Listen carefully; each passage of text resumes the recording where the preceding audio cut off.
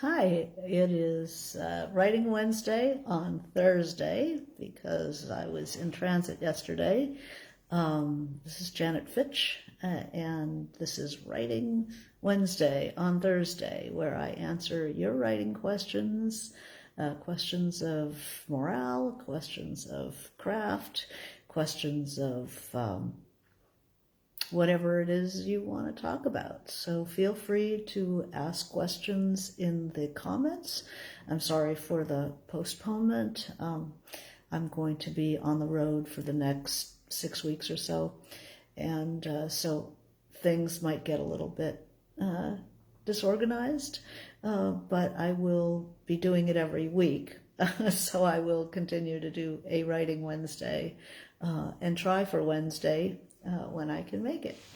So today I wanted to talk about drafts, novel drafts. The reason I'm on the road is because I finished a draft of my novel, and I wanted to read it all at once, and I wanted you to maybe talk a little bit about what do you do after your first draft? What does it look like, and what do you pay attention to? So the first thing I did was I printed it out and put it in a 3-ring binder. I know most of you know that I am a nut for 3-ring binders because I'm very physical kind of a person. My writing, I believe very much in writing from the senses, using the body. I was just up in at the community of writers where I talked about using the senses, writing through the senses, embodying the story rather than just thinking about the story. I'm going to turn up my sound. I think I have some sound issues. Here we go. So rather than just thinking about ideas, to embody ideas in the body, characters walking around, breathing, smelling, touching, all that stuff. I think we're starving for it. But also in life, I tend to need to handle things physically. I know some of you have seen a picture of me cutting,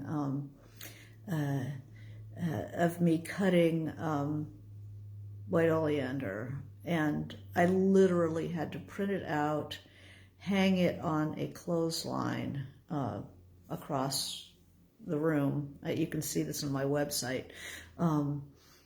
I had to, and then rewrite and string it, towards the back, and then take the next one down and rewrite and clip it and string it, because I had to take out a whole subplot. And so I was just left with pieces, and I had to write the connective tissue between those pieces. So I had to physically print them out, and then even laying them on the floor wasn't physical enough. So I hung them across the room and then moved them across when I had integrated that scene with some sort of connective tissue.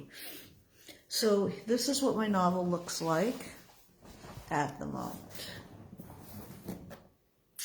And this is double-sided, so yeah, every page has 2 pages. And what am I doing with this? Well, I write in chapters in discrete files. I don't number consecutively. I have no idea how long what I'm working on is, and I really needed to read through it all the way because it's been maybe 2 years, year and a half, 2 years since I started it. So I haven't read that early material for 2 years. And I can't really end the novel properly until I have read all the way through it and have some idea of what the themes are. This is what I call raising the Titanic. And what I mean is the themes of the book it's like they're underwater. They're deep underwater. It's like being in a boat looking down through the water, and you see the shape of something down there. And then you start to raise that boat into consciousness up through the water. And so that's what I'm doing now. I'm raising the Titanic. I'm reading the book for the first time all the way through and noticing what issues I've brought up that I haven't necessarily dealt with. As I write, I just write whatever I think of while I'm writing. But at some point, usually the end of the first draft,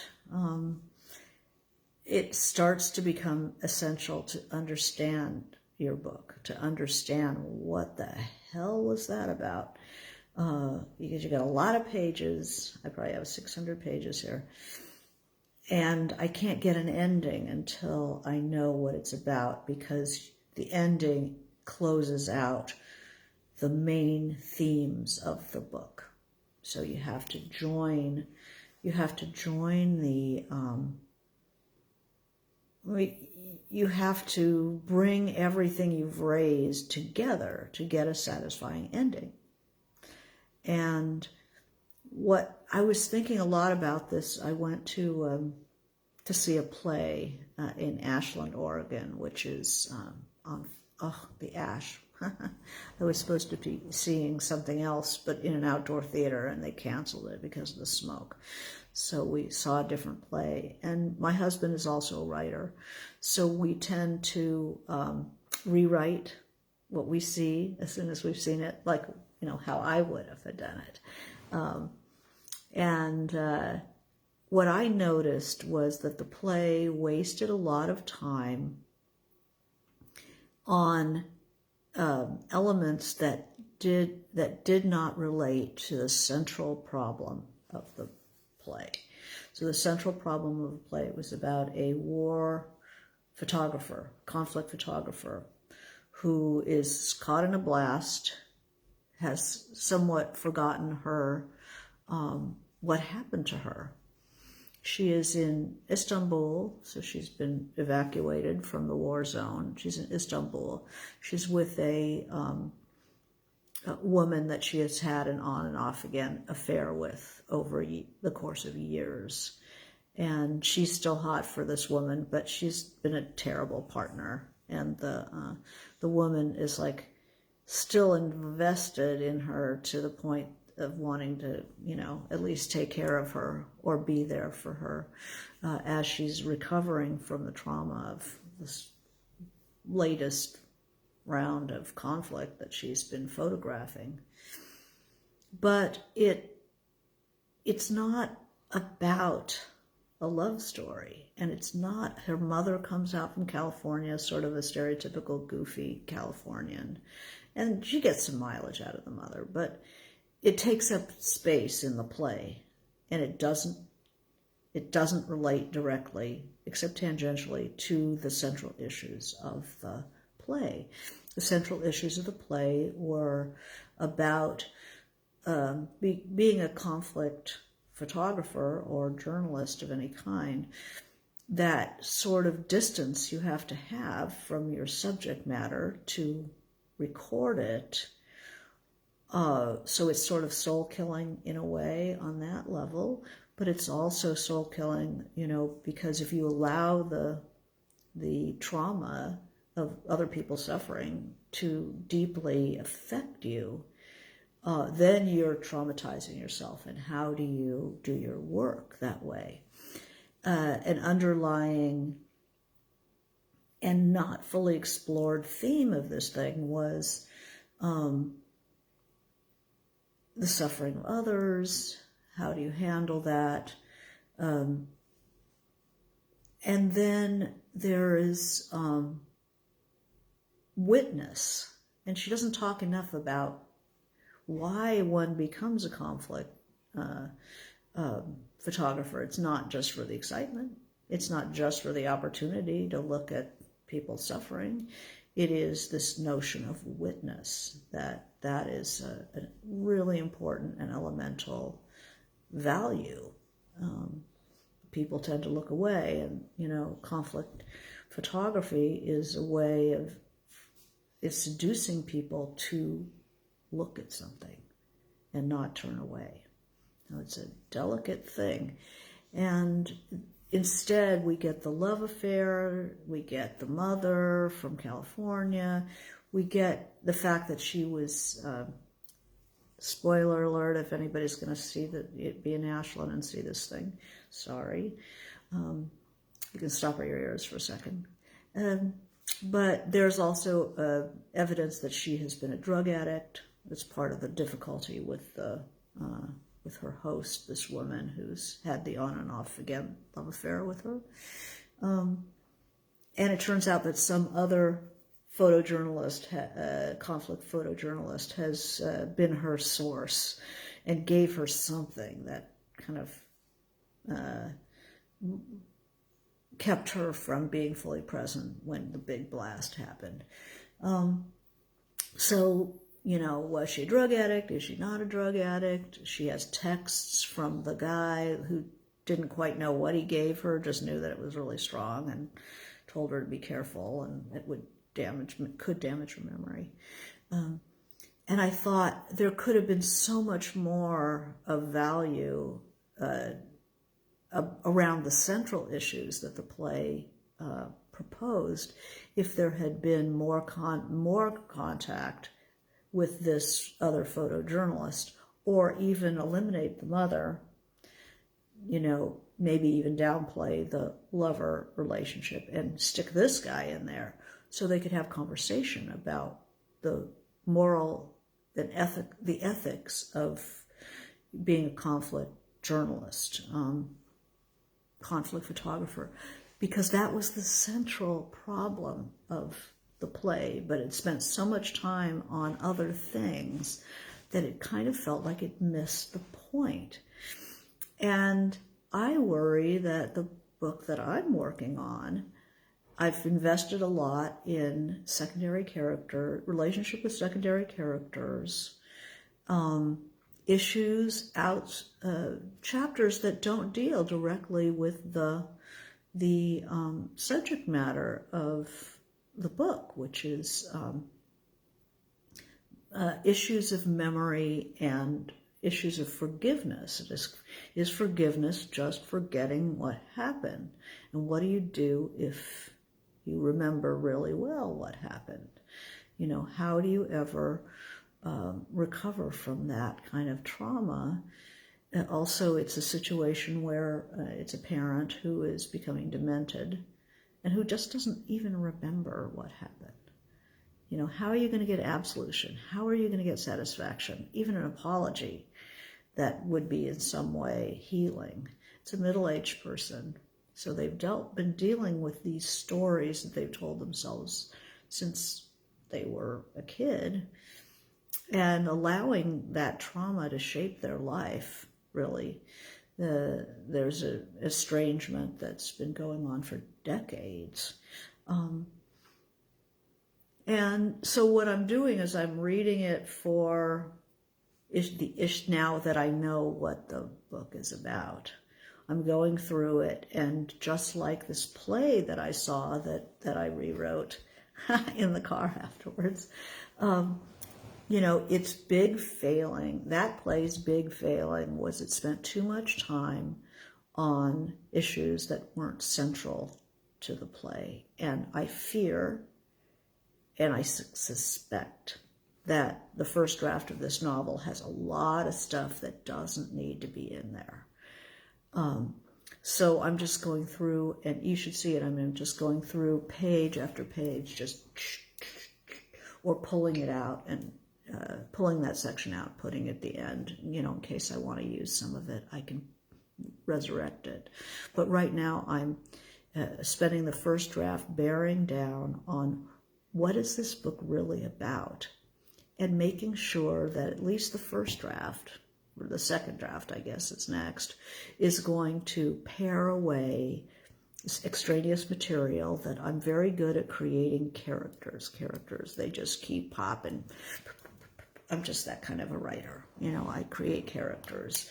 And but just because you can visualize a character very strongly doesn't mean that it is feeding or in any way related to the central problem of the book.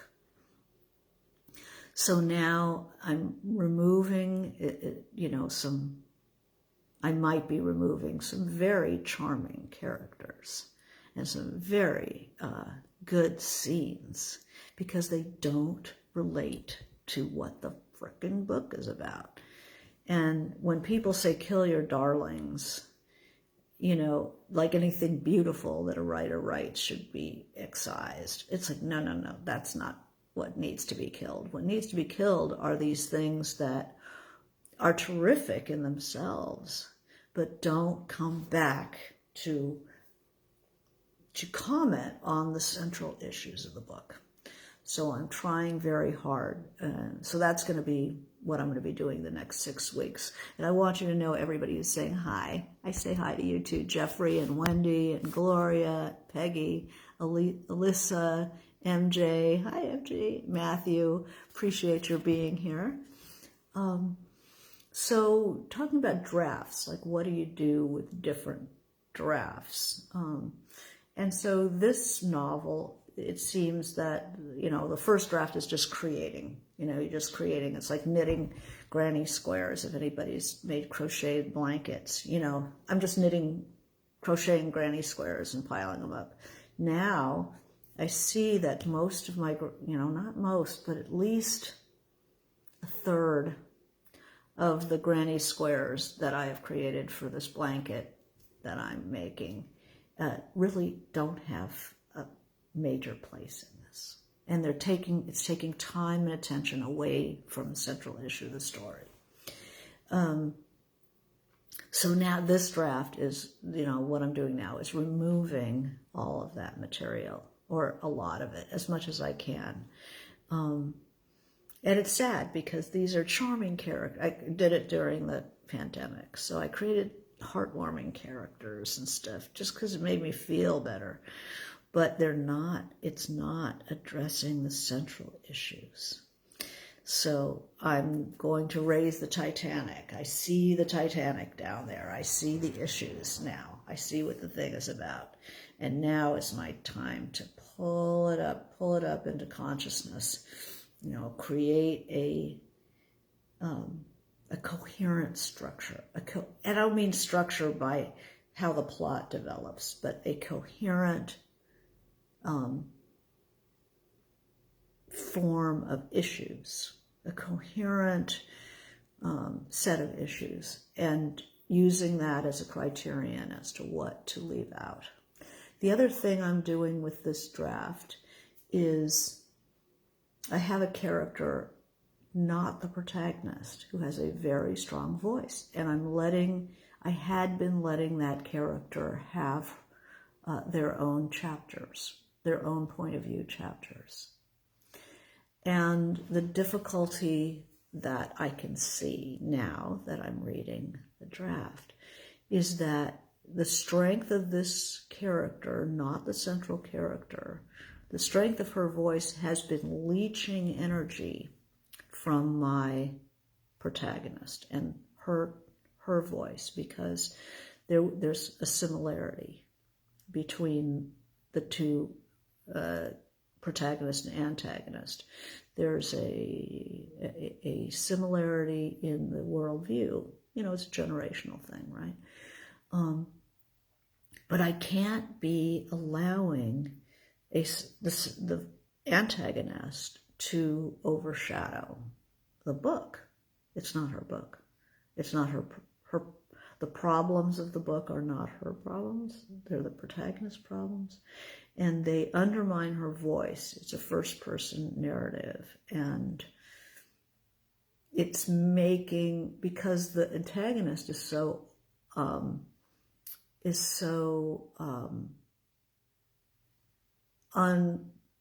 impolitic and so funny and difficult that she's putting my protagonist into the shadows. And my protagonist is also pretty sharp and pretty funny. And it's time to take the antagonist back a little bit. I'm taking away her chapters. I'm taking away her stuff and centering it on the protagonist and boosting her voice. I'm cutting. She had a much more kind of a, intellectual, lyrical voice. And it just doesn't fit her. She's sort of a rough girl. And I want that rougher tone. So I'm going back and really reading it for tone and just cutting at least half every page is, and I don't mean cutting paragraphs. I mean cutting parts of sentences, building voice. How does this character express herself? She's not a long sentence girl, She's really blunt. She's like a blunt force girl. And I have made her too compassionate, too cuddly, too understanding, and undercut the force of her personality, which is not good for the book. So she's got to wrestle with her problems more. She's got to be more difficult. I've got to let her have those fights in the parking lot, when somebody tries to take her space. She's the kind of person who'll put the car in park and get out of the car, and I have been softening her because I was in a bad place. I was feeling really vulnerable and stuff during COVID and in the writing of this thing.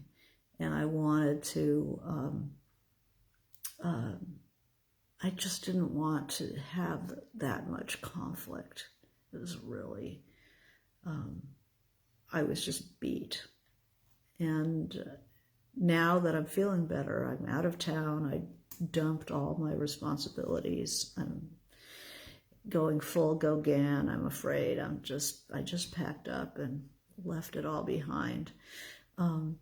And now my energy's coming back and my ability to inhabit this character, a little tough. She's a confrontational kind of a person. She's a person who will step up. Somebody's given her a hard time. She's not going to placate them. She's going to step up, get right in their face. And I was like, okay, you want to go? We'll go, And that takes some energy to write that character.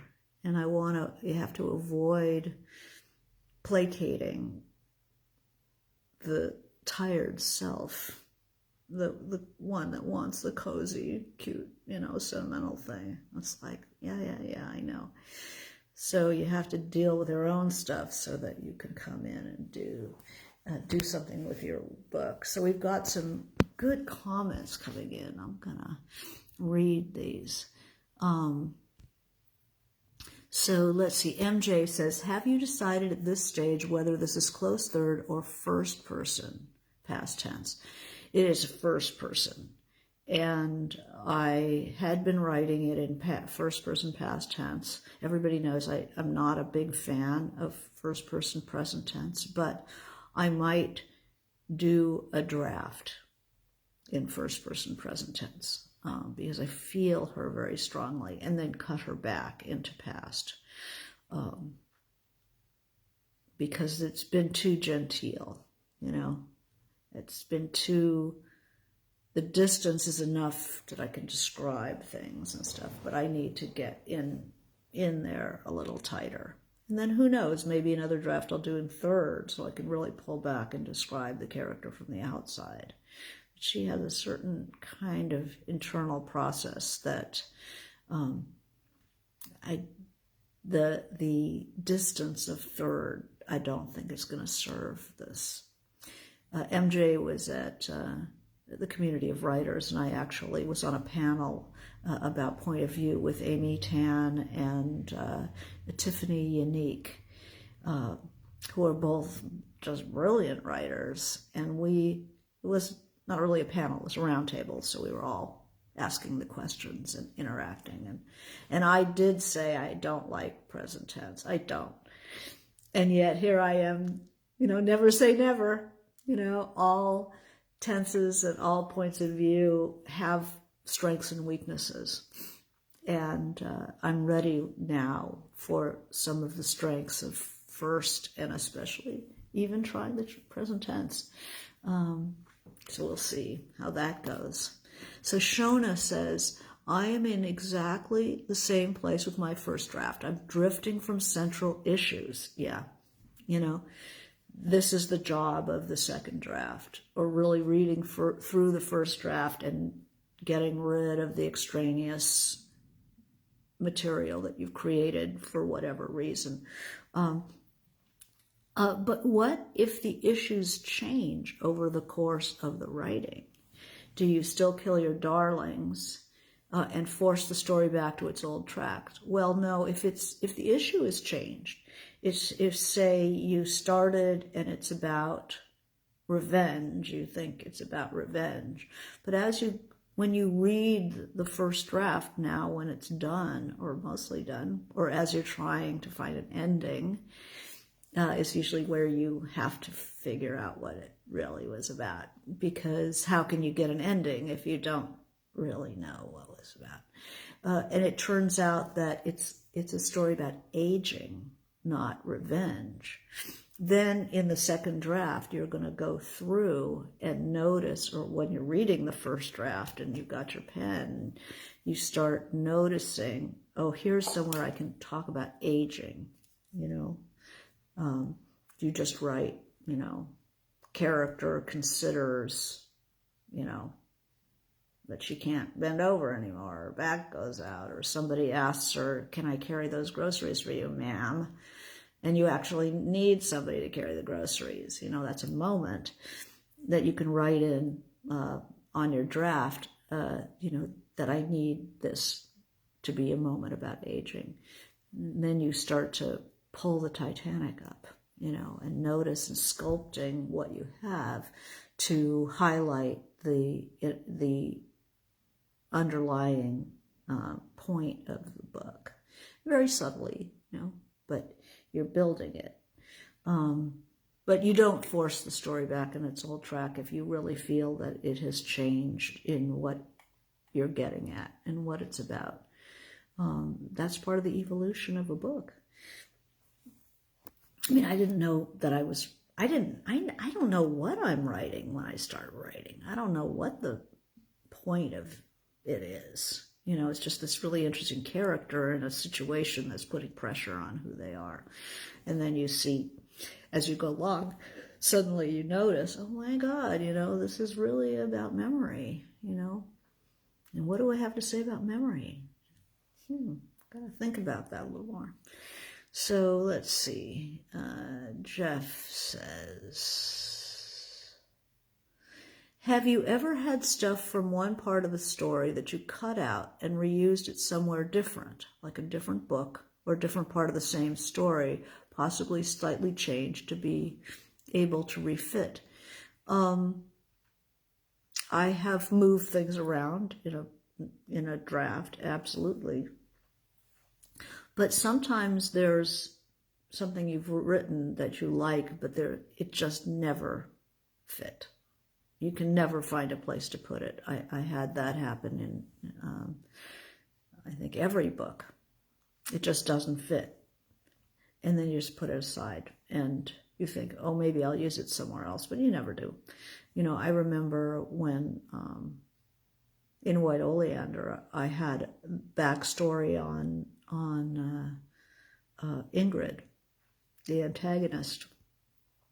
But everywhere I tried to insert it, it killed the book. It stopped the forward motion of the book.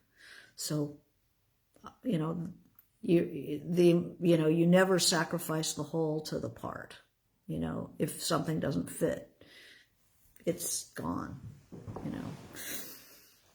Let's see what else we have here.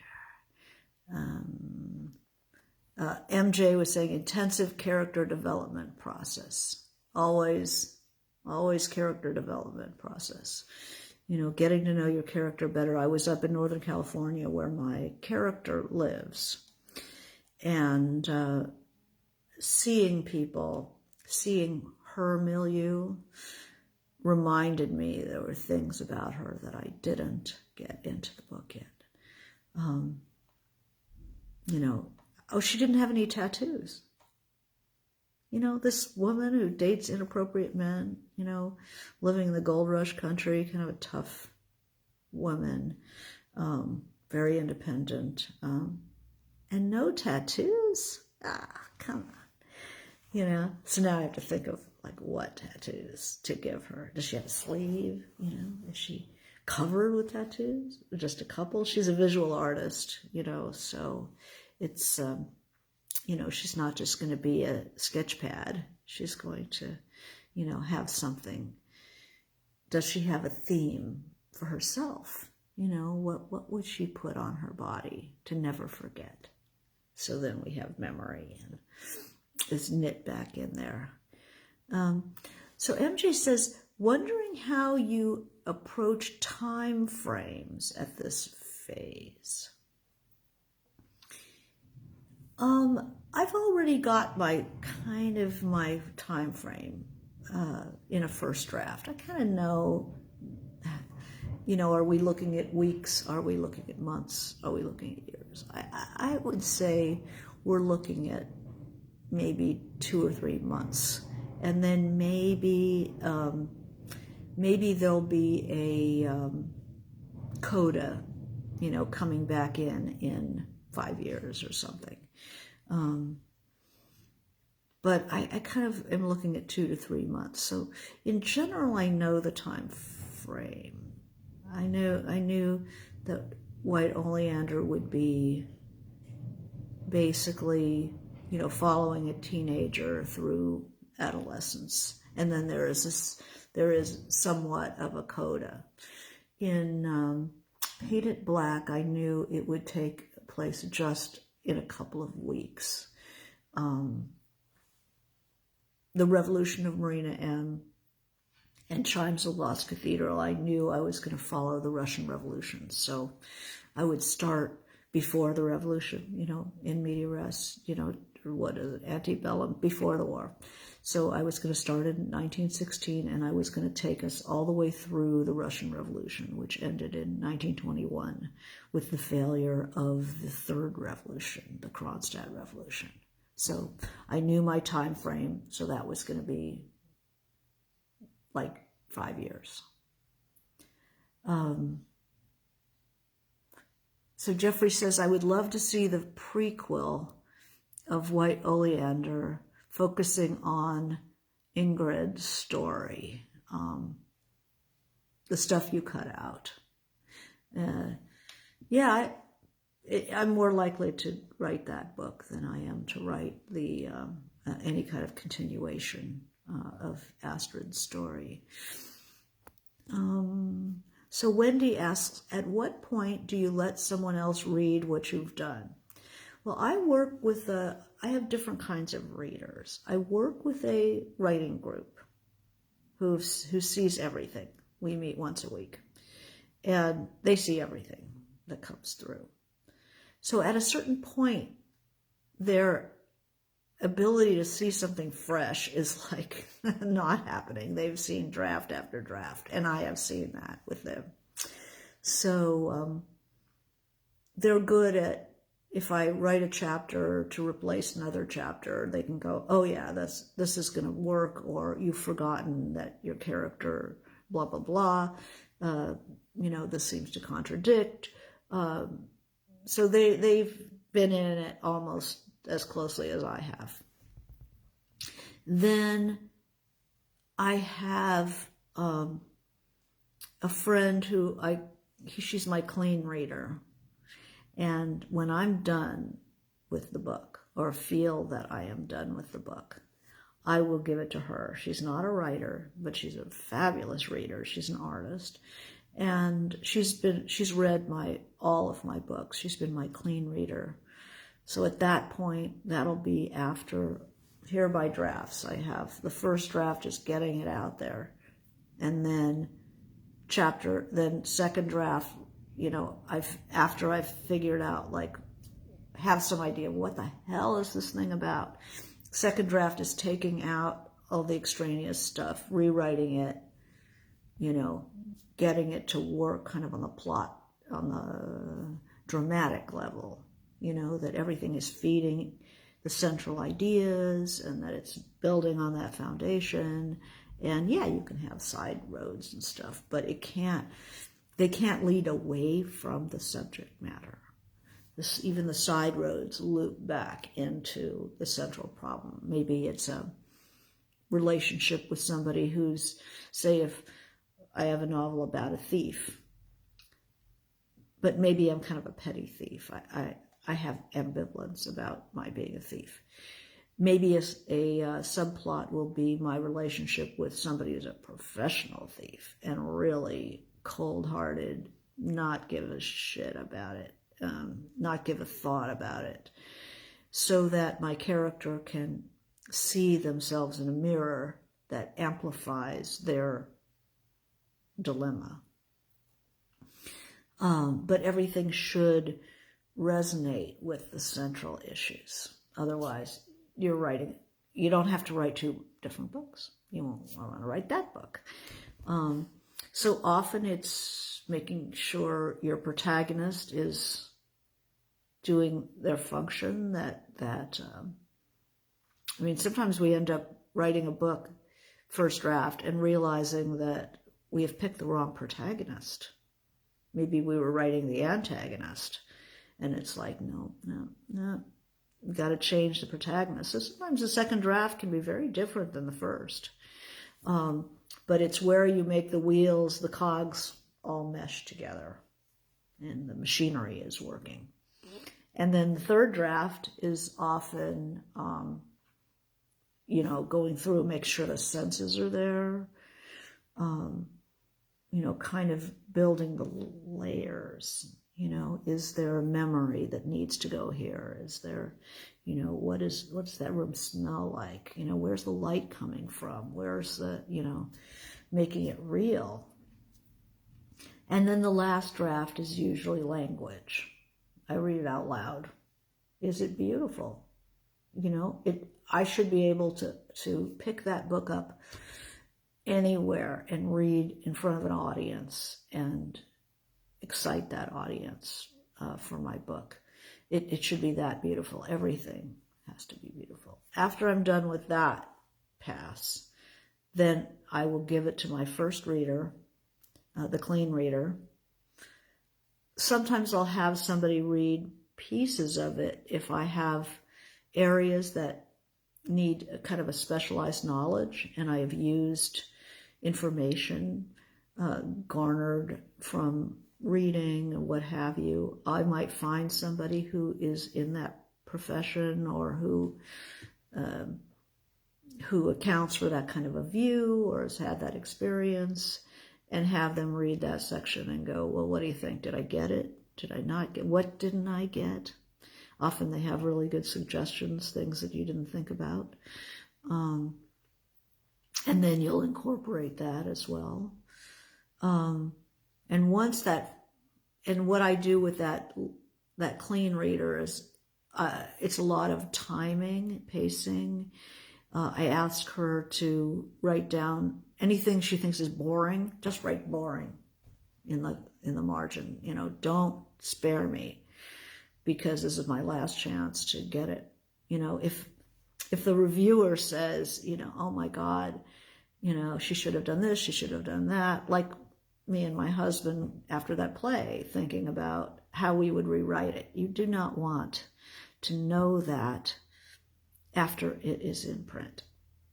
You know, you want, like, do you read reviews? People say, do you read reviews? Well, you kind of, I let other people read them first and then tell me if they're any good. And if they are, then I read them. And if they're bad, I don't read them. Because there's nothing I can do about it at that point. You want the information while you still can fix things. You know, I've read stuff in reviews that I have thought, oh my God, if only I had talked to this person before the book was published, I could have done something about that issue, but I didn't see it. So you want people to read it who will comment and will say, So my friend, where are you bored? If you're bored, just write boring. I don't care, just be honest. And also anywhere they put it down. I want to know where they put the book down. Do they put it down for the night? They put it down to get a sandwich. Where did you put it down? And I will look at those places and think about, is this dead? Is this too much for the reader that they just can't hang in with me here? Does this need some work?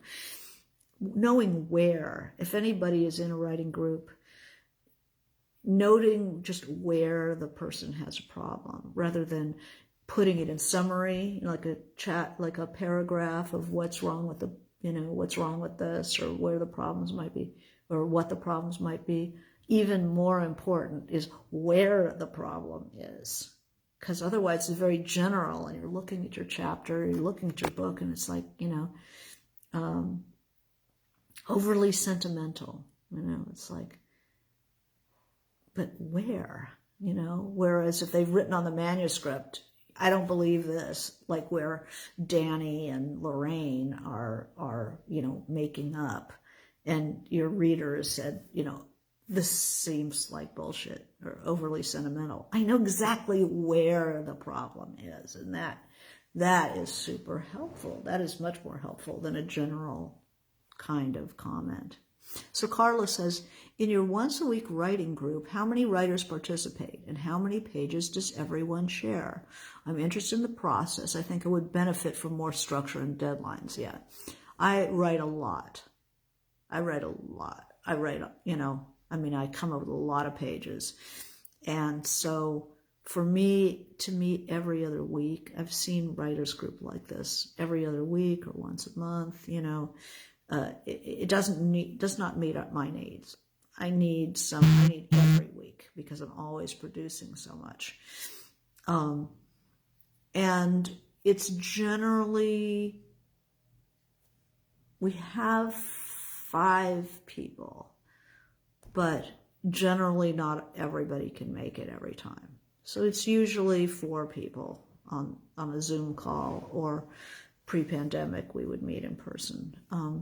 But people are traveling, so we meet on Zoom if we can remember when we pick the time, because everybody's schedule is getting very wild. So it's usually, 5 is a good number, because then if somebody can't make it, there's still a nice group of people. And then it's supposed to be 8 pages, maybe 10 pages. Sometimes somebody has just 2 pages or 3 pages. One of my things is I try not to bring in work that they've already seen. So once I've gotten a crit, I don't bring it back to go, what do you think about what I did? It's just like, I don't need a gold star on my chart. I got the information, I worked on it, I moved on. And they're going to see new work each time. I'm very, I'm such a slow writer that if I, kind of massaged everything, oh my precious, I don't have time for that. I got the information, now I've got something else, I need the information. So yeah, 8 pages, we have 5 people once a week. Jeffrey says, will we ever see more of Laurie's story? I wrote a young adult many years ago. My first novel was a young adult called Kicks. And it was about a girl who, it was like a peer pressure story for teens. And I liked it a lot. But will we see more of Laurie's story? Every time I have a young woman in a novel, you're going to see a little more of Laurie's story. I'm not going to do a sequel or anything of that, but girls growing up in the city and experiences. This new book has a young my middle-aged character as a young woman in LA in the 70s. It's a bit more autobiographical than what I've written before, because it's pandemic and, I wasn't able to do any kind of research, or not much anyway. And I do remember the 70s, and the mother in it was from LA. So we get the Depression as well, growing up in the Depression and growing up in the 70s. And then the current LA, which she is not familiar with. She's been gone for 40 years, she just took off and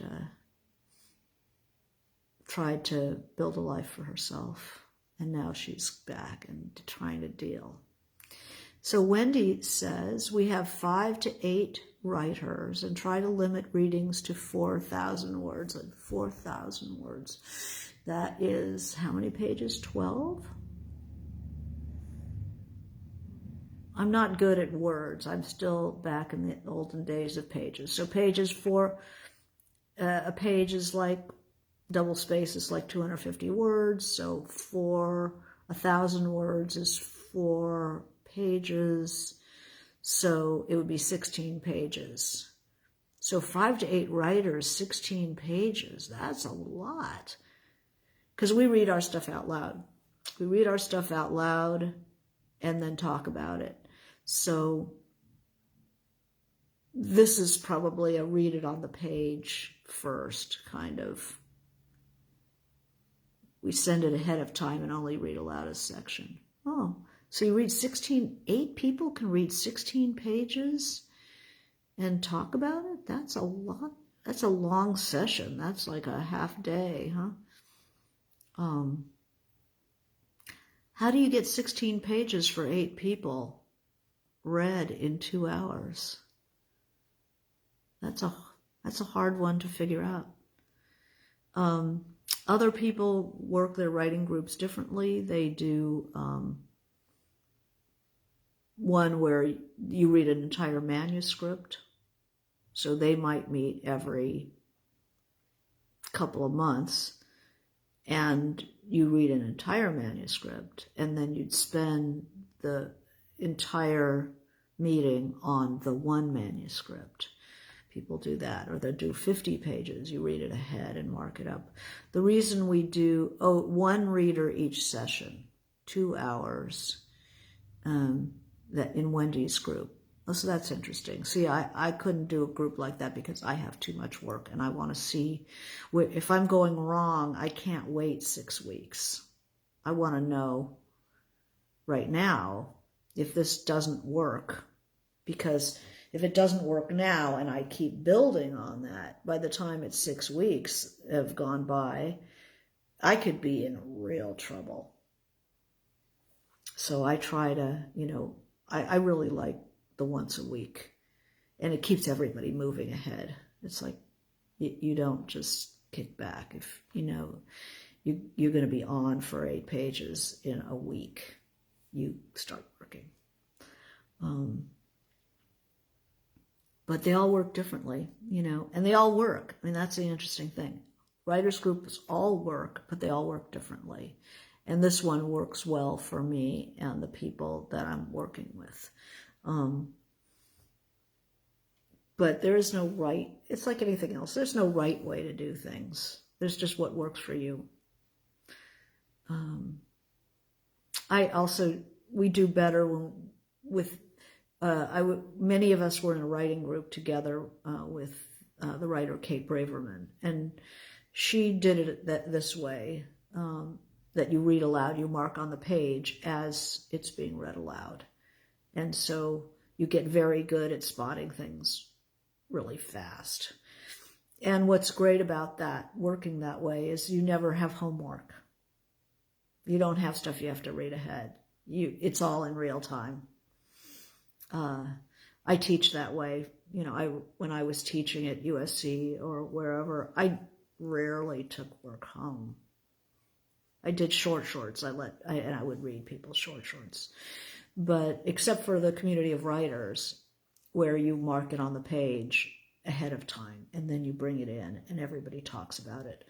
I had to I taught 2 workshops, so 2 manuscripts each, so 4 manuscripts in workshop, and then 6 one-on-one conferences. And I read all, and that's all 20 pages.